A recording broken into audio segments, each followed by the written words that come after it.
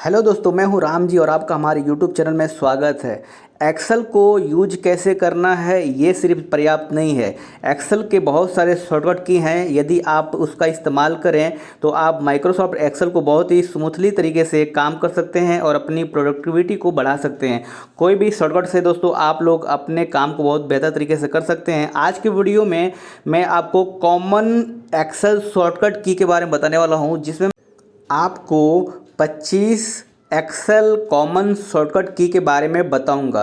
ये सभी common shortcut की का इस्तेमाल आप लोग एमएस वर्ड में भी कर सकते हैं और एमएस ऑफिस के दूसरे एप्लीकेशन में भी कर सकते हैं, जैसे कि पावर पॉइंट। इसके अलावा एमएस वर्ड का लेटेस्ट वर्जन जो भी है, एमएस एक्सेल का लेटेस्ट वर्जन है।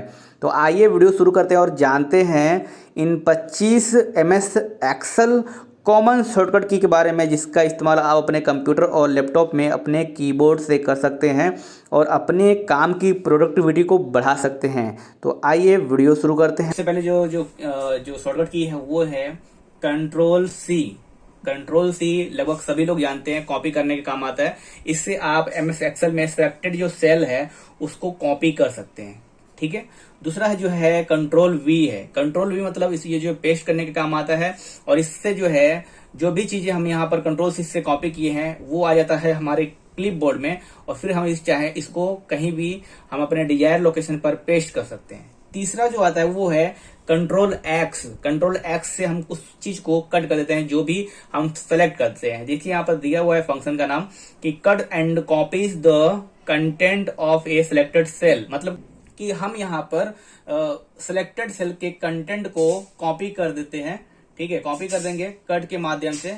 इन दोनों में फर्क क्या है मैं आपको समझाता हूँ। कंट्रोल सी और कंट्रोल एफ में दोनों में कॉपी होता है, लेकिन इसमें फर्क ये है कि जब हम कॉपी करते हैं तो वहां पर वो सेम फाइल रहेगी, सेम कंटेंट रहेगा, हम दूसरी जगह कॉपी कर सकते हैं, पेस्ट कर सकते हैं। लेकिन कंट्रोल एक्स अगर हम करते हैं तो क्या होता है कि वहां पर हम जो है इसको कॉपी कर लेंगे, लेकिन ये यहाँ पर रहेगा नहीं। अगर हम दूसरी लोकेशन पर इसको पेस्ट करते हैं तो वहां पर जो पहला लोकेशन है वहां से ये जो कंटेंट है वो हट जाएगा। उस चौथा शॉर्टकट के बारे में बात करते हैं, कंट्रोल ए, जो कि वर्कबुक में, एक्सेल के वर्कबुक में सेल को, सभी सेल को सेलेक्ट करने के काम आता है। Select all the cell. Okay. Next आता है कंट्रोल एफ। कंट्रोल एफ से जो हम किसी भी फाइंड, जो डायलॉग बॉक्स उसको फाइंड कर सकते हैं। जैसे कि एक नाम है फाइंड डायलॉग्स बॉक्स। ओके, ये ऐसा डायलॉग बॉक्स है जिससे हम किसी भी मतलब टेक्स्ट को फाइंड कर सकते हैं, किसी भी फंक्शन को फाइंड कर सकते हैं, इसलिए इसका इस्तेमाल किया जाता है। नेक्स्ट आता है कंट्रोल जी। कंट्रोल जी से हम किसी भी डायलॉग बॉक्स पे जा सकते हैं। ये जो है डायलॉग बॉक्स को ओपन करने के लिए होता है। ओके, यहाँ पर लिखा हुआ है open the go to dialog box. Okay. Control H next आता है, जिससे हम जो है open the find and replace dialog box, जिससे हम किसी भी चीजों को, जो भी टेक्स्ट लिखा हुआ है सेल में या फिर एमएस वर्ड में कहीं भी, ये कॉमन शॉर्टकट की है जिसका इस्तेमाल आप एमएस वर्ड और एमएस एक्सेल में भी कर सकते हैं। तो वहां पर क्या है कि आप इसको फाइंड, कोई भी टेक्स्ट को फाइंड कर सकते हैं, उसको फिर रिप्लेस करेंगे, वैसा डायलॉग बॉक्स आपको ओपन हो जाएगा कंट्रोल एच से। नेक्स्ट आता है कंट्रोल और के। कंट्रोल के से हम सेलेक्टेड टेक्स्ट में हाइपर लिंक, कोई भी एक जो है वेबसाइट का लिंक जो है या फिर ईमेल आईडी का लिंक जो है इंसर्ट कर सकते हैं।